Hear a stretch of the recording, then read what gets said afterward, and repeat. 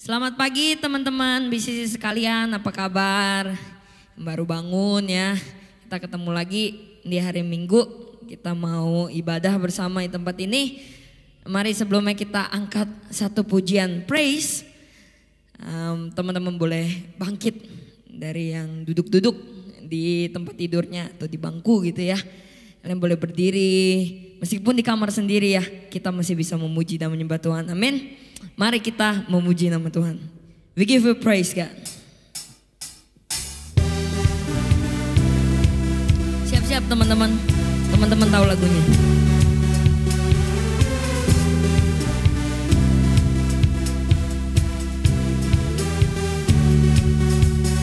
I was lost with a broken heart. You picked me up, now I'm set apart. From the ashes I'm born again. Forever safe in the Savior hand. You are more than my word can say. Follow you, Lord, for all my days. Fix my eyes, following your ways. Forever free in unending grace. Come on. 'Cause you are my freedom. Will lift you higher, lift you higher. Your love never ending. Oh, semua. You are alive in us. Nothing can take your place. You are all we need. Your love has set us free. Wow. Teman-teman, kita masih bisa lebih lagi untuk memuji nama Tuhan. Angkat tanganmu dan melompatlah. We give you praise God. Mari kita sama-sama nyanyikan dengan suaramu. In the midst of the darkest night, let your love be the shining light. Breaking chains they were holding me. You send your son down to set me free. Amen. Everything in this world will fade. Pressing on till I see your face. 'Cause I will live that you will be done. I won't stop till your kingdom come. Dengan suaramu. 'Cause you are my freedom. Will lift you higher, lift you higher. Your love never ending. Oh, we give you praise. You are alive in us. Nothing can take your place. You are all we need. Your love has set us free. Wow. Kami mau memuji-Mu Tuhan, biar nama-Mu yang ditinggikan. Sebab Engkau telah membebaskan kami Tuhan dari belenggu dosa. Amin. Dengan suaramu katakan. Yes, you are my freedom. Will lift you higher. Semua. 'Cause you are my freedom. Will lift you higher, lift you higher. Your love never ending. Oh, we give you praise. You are alive in us. Nothing can take your place. You are all we need. Your love has set us free. You are alive in us. Nothing can take your place. 'Cause you are all we need. Your love has set us free. Wow.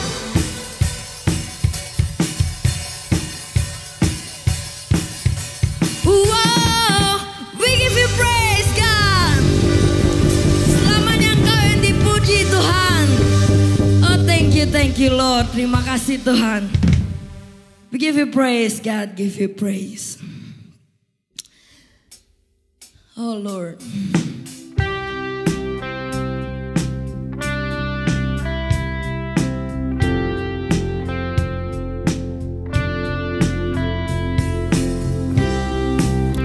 Ini kami Tuhan, anak-anak-Mu Tuhan. Kami mau memuji nama-Mu.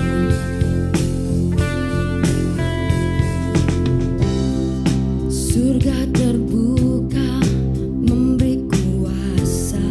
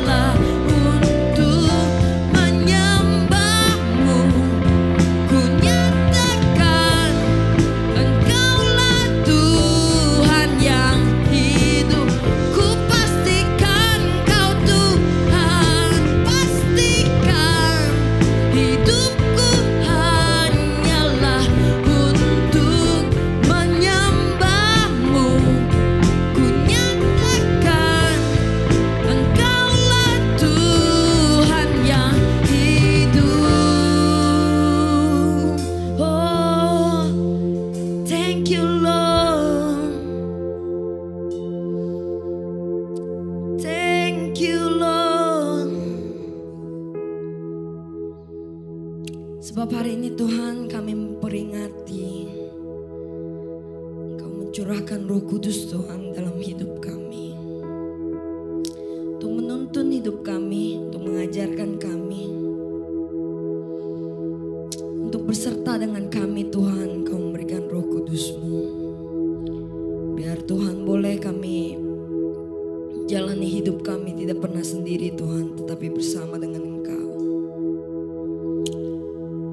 Satu yang ku rindu bersekutu denganmu, membawaku lebih lagi tinggal di dalammu, nikmati hadiratmu, jamahlah seluruh hidupku, kuasa-Mu mengubah hidupku.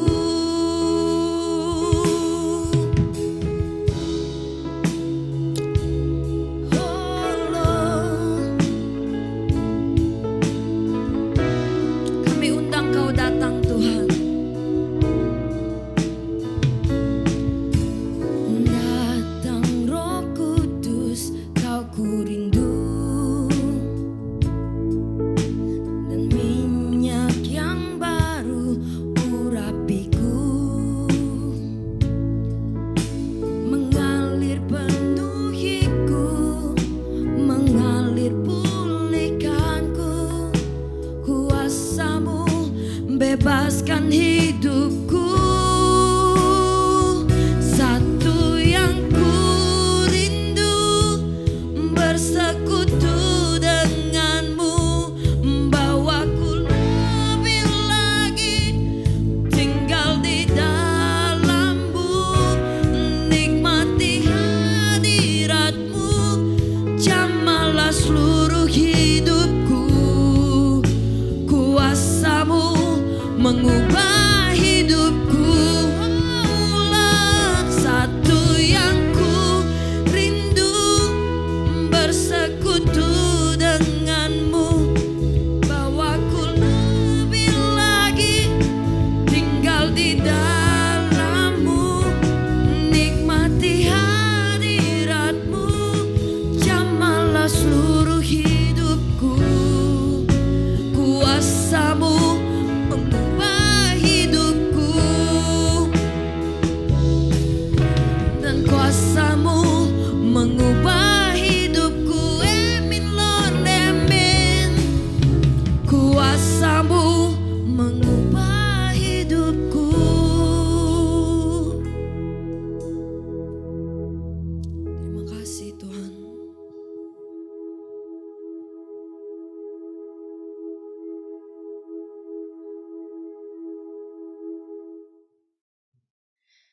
Shalom BCC Next Gen, selamat hari Minggu.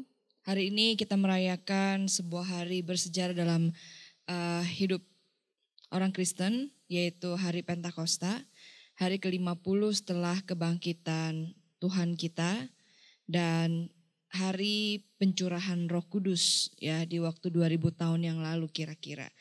Nah teman-teman semua, mari kita berdoa sebelum kita memulai ibadah kita. Kita sudah menaikkan pujian kita, penyembahan kita, doa kita, ya kan, lagu yang kita naikkan, datang Roh Kudus penuhi kami. Kita sudah berdoa kepada Tuhan dan kita percaya bahwa saat Roh Kudus ada di dalam hati kita, memenuhi hati kita, Dia yang akan berbicara buat setiap kita, di dalam setiap hati kita ya. Nah teman-teman, mari kita berdoa untuk kita merenungkan firman Tuhan. Tuhan, terima kasih untuk berkat dan kemurahan-Mu, kebaikan-Mu. Kalau kami boleh ada sampai saat ini, boleh duduk diam merenungkan firman-Mu. Kami tahu bahwa semuanya itu Tuhan yang sediakan buat kami, tidak pernah meninggalkan kami. Dan sampai hari ini kami boleh duduk diam untuk mendengarkan firman-Mu Tuhan. Kami berdoa biarlah ada pertumbuhan iman dalam diri kami. Dan Tuhan Roh Kudus, Engkau saja yang berbicara dalam hati kami. Supaya firman Tuhan yang kami dengar, semuanya itu Tuhan boleh berbuah di dalam kehidupan kami. Terima kasih Roh Kudus. Di dalam nama Tuhan Yesus kami mengucap syukur dan berdoa. Haleluya. Amin. Oke teman-teman semua. Hari ini kita merayakan sebuah hari Pentakosta ya, di mana sebenarnya sejarahnya itu adalah hari Pentakosta sama dengan hari raya pengucapan syukur yang dilakukan oleh bangsa Israel ketika mereka memulai untuk menyabit gandum sebagai ucapan syukur atas hasil panen gandum. Ya, nah sebenarnya dalam bahasa Yunani, bahasa aslinya itu Pentakosta itu artinya hari ke-50 sebenarnya. Ya, nah jadi mereka mengucap syukur 50 hari setelah mereka keluar dari Mesir, gitu. Nah jadi itu sejarahnya kenapa dinamakan hari Pentakosta, itu artinya hari ke-50 ya.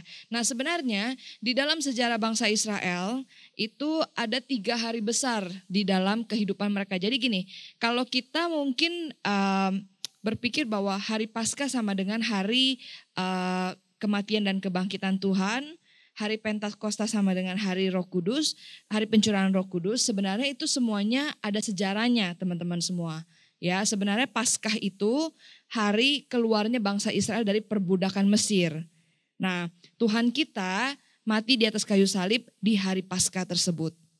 Ya. Nah, 50 hari kemudian di mana orang-orang bangsa Israel dulu tradisinya mereka mengucap syukur atas gandum dan atas semuanya yang dari keluarnya dari perbudakan itu. Hari ke-50 mereka itu selalu datang untuk mengadakan ucapan syukur gitu. Nah sebelumnya saya mau jelaskan sedikit mengenai hari ini supaya teman-teman nih dari sekarang mengerti ya mengenai hari Pentakosta itu seperti apa. Nah sebenarnya ada 3 hari besar di dalam tradisi bangsa Israel. Ya, yang pertama hari raya Paskah, yaitu hari raya memperingati keluarnya bangsa Israel dari tanah perbudakan.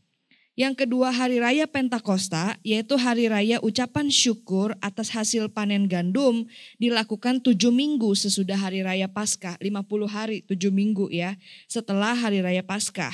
Setelah mereka keluar dari Mesir. Nah yang ketiga hari raya Pondok Daun yaitu hari raya ucapan syukur atas semua hasil panen. Nah teman-teman setelah hari Paskah 50 hari kemudian murid-murid berkumpul ya kan. Orang-orang Israel berkumpul. Sebenarnya gak heran mereka berkumpul. Karena hari ke-50 itu sebenarnya memang hari ucapan syukur.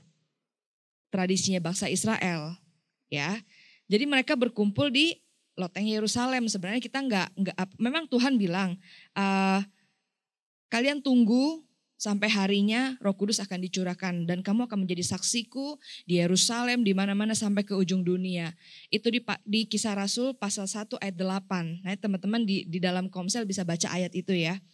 Tuhan bilang nanti kalau Roh Kudus dicurahkan, kamu akan menjadi saksiku di Yerusalem dan sampai ke ujung dunia. Nah, kapan harinya? Mereka tidak tahu, tetapi Tuhan bilang tunggu. Gitu. Nah, akhirnya di hari ke-50 di mana mereka mengadakan ucapan syukur atas tradisi mereka ya, memang harinya hari mengucap syukur dan mereka mengucap syukur juga atas kebangkitan Tuhan kita. Tiba-tiba tanpa mereka sangka turunlah Roh Kudus memenuhi mereka hari itu di loteng Yerusalem di mana tempat mereka mengucapkan syukur. Ya, nah jadi hari ini saya pengen kasih teman-teman sebuah gambaran mengenai hari Pentakosta dulu. Ya, yang tadi pertama tradisi bangsa Israel mereka keluar dari tanah Mesir adalah disebut hari Paskah dan Tuhan kita bangkit dan mati dan bangkit di hari tersebut ya. Nah, kemudian 50 hari kemudian sebenarnya itu adalah hari tradisi bangsa Israel mengucap syukur atas berkat Tuhan, gandum dan lain-lain dulu ya, waktu tradisi bangsa Israel. Dan di saat itulah waktu mereka datang untuk hari ucapan syukur tersebut ya, mereka juga mengucap syukur atas kebangkitan Tuhan. Tiba-tiba turunlah Roh Kudus di pasal 2 dalam bentuk lidah-lidah api. Ya, saya mau bacain buat teman-teman semua.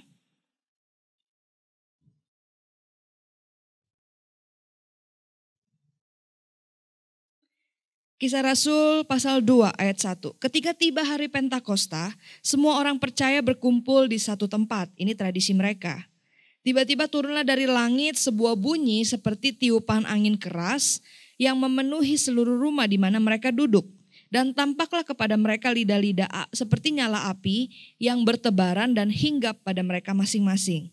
Maka penuhlah mereka dengan Roh Kudus, lalu mereka mulai berkata-kata dalam bahasa-bahasa lain seperti yang diberikan Roh Kudus itu seperti yang diberikan Roh itu kepada mereka untuk mengatakannya. Nah, kemudian kalau kalian baca seterusnya, itu digambarkan bahwa mereka tuh menjadi jemaat mula-mula yang menjangkau banyak jiwa. Ya, Tuhan menambahkan jiwa-jiwa baru ke dalam kelompok mereka. Nah, saya lompat ke ayat 41. Orang-orang yang menerima perkataannya itu memberi diri dibaptis. Jadi ceritanya habis dipenuhi oleh Roh Kudus, Petrus berkhotbah. Ya, Petrus berkhotbah, itu 3.000 orang bertobat. Kemudian di ayat 41, orang-orang yang menerima perkataannya itu, perkataan Petrus, memberi diri dibaptis dan pada hari itu jumlah mereka bertambah kira-kira 3.000 jiwa. Mereka bertekun dalam pengajaran rasul-rasul dan dalam persekutuan dan mereka selalu berkumpul untuk memecahkan roti dan berdoa. Maka ketakutanlah mereka semua sedang rasul-rasul itu mengadakan banyak mujizat dan tanda. Dan semua orang yang telah menjadi percaya yang tadi, jadi di pasal 2 ayat awal-awal itu waktu mereka diberikan bahasa lain, orang-orang pada bilang ini orang mabuk apa gimana gitu. Ya, mereka ngomong bahasa yang lain. Sehingga dikatakan bahwa dan semua orang yang telah menjadi percaya yang tadinya mengejek mereka gitu ya, dan semua orang yang telah menjadi percaya tetap bersatu dan segala kepunyaan mereka adalah kepunyaan bersama. Dan selalu ada dari mereka yang menjual harta miliknya lalu membagi-bagikannya kepada semua orang sesuai dengan keperluan masing-masing. Dan dengan bertekun dan dengan sehati mereka berkumpul tiap-tiap hari dalam bait Allah. Mereka memecahkan roti di rumah masing-masing secara bergilir dan makan bersama-sama dengan gembira dan dengan tulus hati sambil memuji Allah. Dan mereka disukai semua orang dan tiap-tiap hari Tuhan menambahkan jumlah mereka dengan orang-orang yang diselamatkan. Nah, teman-teman semua, ada hal yang kita belajar dari peristiwa pencurahan Roh Kudus ini terhadap rasul-rasul yang waktu itu ada di loteng Yerusalem. Waktu Tuhan naik ke surga, Tuhan sudah bilang yang tadi, kamu tunggu Roh Kudus akan dicurahkan. Di hari ke-50 itu, di hari Pentakosta itu, di mana mereka memang berkumpul di atas loteng, Tuhan curahkan Roh Kudus ke atas mereka. Mereka mulai memberitakan Injil, Petrus mulai berkhotbah, dan lain-lain semua terjadi. Dan ternyata bukan hanya itu aja teman-teman semua. Tetapi di dalam hidup jemaat yang mula-mula ini, terjadi sebuah perubahan hidup yang mungkin tadinya mereka tidak alami di dalam kehidupan mereka. Mereka membagi-bagikan harta mereka menjual harta miliknya dan membagi-bagikannya semua apa yang menjadi miliknya menjadi milik bersama. Ada sebuah pengorbanan yang mereka lakukan di dalam jemaat ini, yang artinya sebenarnya teman-teman, waktu Roh Kudus dicurahkan ke dalam diri mereka, ada satu perubahan hidup yang terjadi di dalam kehidupan mereka. Nah, saya pengen teman-teman semuanya merenungkan dan saya sendiri juga merenungkan gitu ya. Bulan ini kita belajar tentang berjalan bersama dengan Tuhan. Berjalan bersama dengan Tuhan, adakah kita berjalan dan menyerahkan diri seutuhnya seperti khotbah Konando minggu lalu, menyerahkan diri seutuhnya kepada Tuhan dan membiarkan Roh Kudus memenuhi hidup kita sehingga keinginan-keinginan kita, keinginan-keinginan daging, keinginan-keinginan duniawi kita itu bisa disingkirkan dan membiarkan keinginan-keinginan ilahi ya itu ada di dalam diri kita. Kita sebagai manusia banyak kali kita menjadi orang yang selfish, menjadi orang yang mementingkan diri sendiri. Tapi teman-teman bisa lihat bagaimana cara hidup jemaat yang pertama. Waktu terjadi pencurahan Roh Kudus, mereka membagi-bagikan, mereka berkorban buat orang lain. Tidak ada satu keselfishan di dalam diri mereka yang mungkin sebelumnya tidak pernah mereka lakukan. Yang itu yang Tuhan mau di dalam kehidupan berjemaat kita juga di sini dan di setiap gereja. Nah teman-teman, di saat mereka menerima pencurahan Roh Kudus menggantikan keinginan-keinginan pribadi, sifat-sifat dan karakter yang duniawi dan menjadikan karakter-karakter ilahi itu dibentuk di dalam diri kita. Memang namanya karakter itu sudah ada bentuknya. Jadi untuk membentuk karakter ilahi dalam diri kita, mengubah itu karakter kita yang jelek menjadi karakter ilahi butuh waktu dan proses di dalam kehidupan kita. Makanya kenapa hari ini kita duduk di sini, kita dengar firman Tuhan. Karena cuma firman Tuhan, karena cuma Roh Kudus, karena cuma hubungan sama Tuhan yang bisa mengubahkan karakter-karakter dan cara pikir kita yang salah. Makanya kenapa kita Next Gen, mungkin ketua-ketua komsel kalian, saya juga sangat bawel sama kita semua. Ayo datang ibadah, nonton ibadah. Ya untuk saat ini karena pandemi kita semuanya nonton. Kita nonton ibadah, rajin komsel, jangan absen.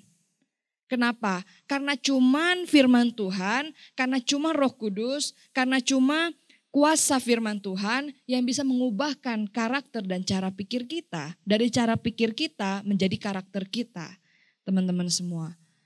Nah jadi saya belajar bahwa setelah pencurahan Roh Kudus terjadi perubahan hidup di dalam kehidupan orang percaya ini, teman-teman. Bahkan Petrus yang tadinya menyangkal Tuhan, ya dia sudah bertobat, dia sudah menyesali perbuatannya. Dia berkhotbah, 3.000 orang bertobat. Saya percaya Roh Kudus yang bicara dalam hati 3.000 orang ini. Terjadi sebuah perubahan yang luar biasa dalam kehidupan manusia, teman-teman. Di ayat 41 dikatakan, orang-orang yang menerima perkataannya itu memberi diri dibaptis dan pada hari itu jumlah mereka bertambah kira-kira 3.000 jiwa. Nah ini. Mereka bertekun dalam pengajaran rasul-rasul dan dalam persekutuan. Dan mereka selalu berkumpul untuk memecahkan roti dan berdoa. Mereka jadi punya sebuah kerinduan untuk belajar firman Tuhan lebih lagi. Setelah Roh Kudus dicurahkan, mereka bertekun di dalam persekutuan. Di dalam firman Tuhan. Mereka belajar firman Tuhan, mereka membagikan firman Tuhan, mereka menjadi saksi Kristus. Ada suatu kecintaan di dalam diri mereka kepada firman Tuhan. Teman-teman, kenapa kita dari muda, ya, dari Next Gen, bahkan dari sekolah minggu, kita diajarin untuk mulai mendisiplinkan diri, mencintai firman Tuhan. Ya, mendisiplinkan diri untuk belajar firman Tuhan. Kenapa, teman-teman semua? Karena pertama tadi, hanya firman Tuhan yang bisa mengubahkan cara pikir dan karakter kita. Yang kedua, hanya firman Tuhan yang bisa membuat kita tegak berdiri di dalam setiap keadaan yang mungkin akan datang kepada kita suatu hari nanti. Ya, saya ceritakan aja teman-teman nanti di Komsel baca ayat ini gitu ya. Ada cerita mengenai bagaimana seseorang yang mendengarkan firman Tuhan dan melakukannya. Mendengar dan melakukannya. Ada ceritanya ya.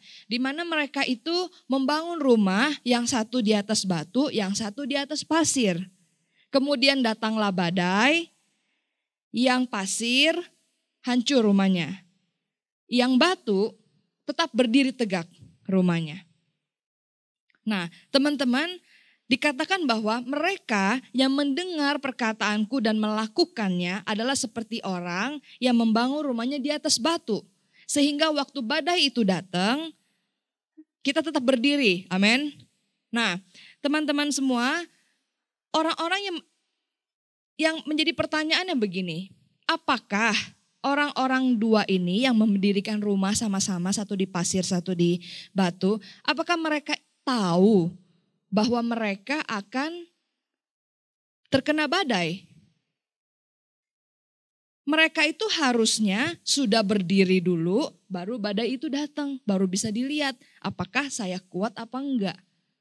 Nah, sama dengan kita teman-teman, kita nggak pernah tahu badai atau apapun, keadaan apapun datang menerpa kita. Tapi siapa di sini yang punya kerinduan untuk tetap berdiri tegak di dalam Tuhan? Siapa di sini yang punya kerinduan untuk tetap setia di dalam Tuhan? Siapa di sini yang punya kerinduan untuk tetap berdiri sebagai anak-anak Tuhan yang mengasihi Tuhan? Itulah kenapa kita mau membangun rumah kita di atas batu. Amin. Kenapa kita belajar firman Tuhan? Kenapa kita membangun iman kita dari muda, teman-teman? Karena kita mau membangun rumah kita di atas batu. Supaya saat badai itu datang yang tidak tahu kapan, kita tetap berdiri tegak. Karena kita mendengar dan melakukan firman Tuhan. Nah, teman-teman semua, ada banyak hal yang terjadi dalam kehidupan orang-orang yang waktu itu mendapatkan pencurahan Roh Kudus. Terjadi perubahan hidup dalam diri mereka. Ya, mereka menjadi orang-orang yang dalam berjemaat tuh tidak selfish dan lain-lain. Banyak hal yang bisa kita bahas di sini. Mereka juga menjadi orang-orang yang mencintai firman Tuhan. Mereka bertekun di dalam pengajaran rasul-rasul, ya. Mereka menjadi orang yang mencintai firman Tuhan dan bertumbuh di dalamnya. Mereka membangun rumahnya di atas batu, teman-teman. Nah, saya berdoa buat teman-teman semua di sini. Saya encourage semuanya di sini. Dan saya mendorong dan berdoa buat kita semua. Biarlah kita, waktu kita percaya kepada Tuhan, kita percaya Roh Kudus ada di sini, ya. Teman-teman, nanti kita akan menjalani baptisan setelah ini, setelah saya diskusikan dengan gembala kita, ya, kita akan menjalani kelas baptisan. Tapi kita percaya bahwa waktu kita percaya kepada Tuhan, ada Roh Kudus yang memimpinmu di sini, memimpin saya di sini. Maukah kita mengesampingkan setiap keinginan kita dan membiarkan Roh Kudus memimpin kehidupan kita, sehingga terjadi perubahan di dalam kehidupan kita, amin. Saya percaya dalam diri kita masing-masing ada satu jeritan kepada Tuhan. Tuhan tolong ubahkan saya sangat jelek di hal ini. Tuhan tolong ubahkan saya sangat berdosa. Tapi saya nggak sanggup. Biarlah Roh Kudus yang menolong kita untuk kita bisa berjalan ke depan dan memuliakan Tuhan dengan kehidupan kita. Amin. Biarlah Roh Kudus yang mengubahkan kita dari cara pikir kita sampai kepada karakter kita. Biarlah Roh Kudus yang memberikan kita kecintaan kepada firman Tuhan yang akhirnya kita membangun rumah kita di atas batu. Amin. Nah, teman-teman, sebagai penutup, banyak orang Kristen di dalam dunia ini. Ya. Tetapi biarlah kita BCC Next Gen menjadi orang-orang Kristen yang sungguh-sungguh mengasihi Tuhan. Yang sungguh-sungguh mengasihi firman Tuhan. Yang sungguh-sungguh mencintai dan membaca dan mendengar dan melakukan firman Tuhan yang saat ini Tuhan sudah berikan buat kita. Itu adalah satu pegangan dalam kehidupan kita yang kalau kita turuti firman Tuhan, percayalah bahwa masa depan kita indah di dalam Tuhan. Ya, percayalah kalau kita turuti firman Tuhan, karena ini semua yang Tuhan tulis itu yang terbaik buat kita, teman-teman. Tuhan suruh jangan bikin dosa, itu semuanya buat kita karena akibatnya itu susah kita alami. Susah kita tanggung sebenarnya. Dosa Tuhan ampuni enggak? Tuhan ampuni, tapi akibatnya siapa yang alami? Kita. Tuhan tuh sayang sebenarnya sama kita. Dia pengen kita itu hidup tuh bahagia di dalam dunia yang saat ini Tuhan berikan. Meskipun kalau kita lihat secara mata manusia mungkin banyak chaosnya. Tetapi Tuhan mau kita tuh punya kehidupan yang diberkati, sukacita, damai sejahtera. Makanya Tuhan bilang jangan bikin dosa. Itu yang firman Tuhan katakan di dalam Alkitab untuk kita ikuti, untuk kita turuti. Gitu ya. Nah, jadi saya berdoa buat kita semua, biarlah Roh Kudus bertahta di dalam kehidupan kita. Karena saat kita percaya kepada Tuhan, saya percaya ada Roh Kudus yang membimbing kita di sini, memimpin kita kepada seluruh kebenaran. Ya. Nah, mari kita berdoa teman-teman untuk merenungkan firman Tuhan yang kita dengar. Bapa, kami mengucap syukur atas segala berkat-Mu, segala pimpinan-Mu dalam kehidupan kami. Aku berdoa dan kami berdoa kepada Tuhan, biarlah Roh Kudus ada di dalam diri kami, dicurahkan atas kami dan memimpin kami kepada segala kebenaran, yang mengingatkan kami akan perkataan Tuhan Yesus, yang menginsyafkan kami akan dosa Tuhan, sehingga diri kami dipersiapkan menjadi orang-orang yang punya karakter ilahi untuk menyambut kerajaan-Mu Tuhan nanti saat Engkau datang kedua kali. Tuhan, pimpin kami dalam kehidupan dunia yang chaos ini.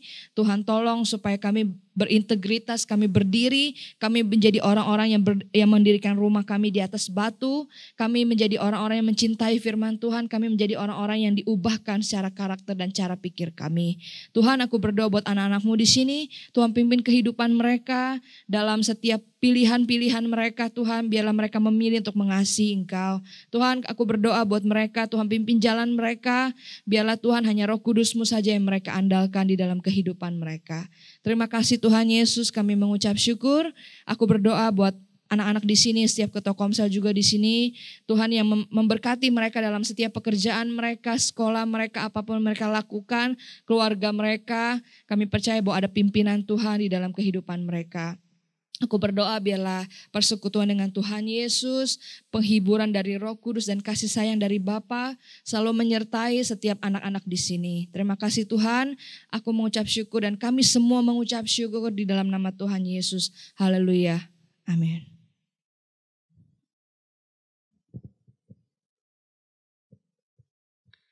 See you everybody next week.